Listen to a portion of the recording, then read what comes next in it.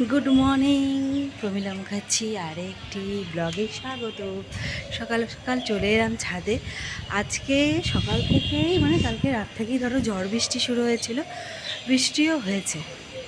সকালে উঠি যেমন তোমরা তো জানো, উঠেছিলাম সবই দিয়ে আমি আবার একটুখানি রেস্ট নিয়ে নিচ্ছিলাম, কারণ ভালো লাগছিল না শরীরটা।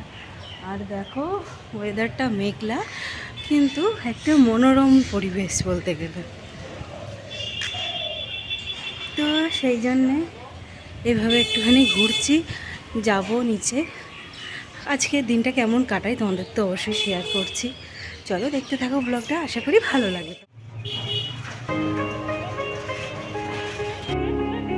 মঙ্গলবার বলে আজ তো ভেজ খাওয়া হয়, তাই ভেজে খাওয়ার জন্য পটল ভাজা আর সজনের ডাঁটার ঝাল হবে শুধু।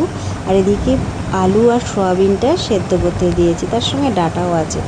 প্রথমে পটলগুলো ভেজে নেব, আর এদিকে ভাত হচ্ছে। আর এটা সেদ্ধ করে নিয়েছি, যেহেতু গ্যাসের ভীষণ ক্রাইসিস চলছে। দেখো সেদ্ধ করে নিয়েছি আলু সয়াবিন। পাশে আমি ডাঁটাটিকেও একসঙ্গে সেদ্ধ করেছিলাম। তো ডাঁটাও সেদ্ধ হয়ে গেছে, রান্না করতে তাড়াতাড়ি সুবিধাও হবে। তো এইভাবে সুবিধা মতন রান্না করলে গ্যাসটাও মনে হয় তাড়াতাড়ি খরচ হবে না, আর একটু সাশ্রয় করা যাবে। তাও যাই হোক, তো দেখো ডাঁটার ঝাল সর্ষে দিয়ে করলাম। আর হবে হচ্ছে সয়াবিন আলুর এমনি সিম্পল তরকারি। আর এই কদিন ধরে কোনো শুকনো লঙ্কা ব্যবহার হচ্ছে না। আদা জিরে নুন হলুদ কাঁচা লঙ্কা দিয়ে একদমই সিম্পল সয়াবিনের তরকারি। যেহেতু গরমটা পড়ছে, তার জন্য খুব একটা রিচ খাওয়া হচ্ছে না। আর শুকনো লঙ্কা তো একদমই ব্যবহার কমিয়ে দিলাম।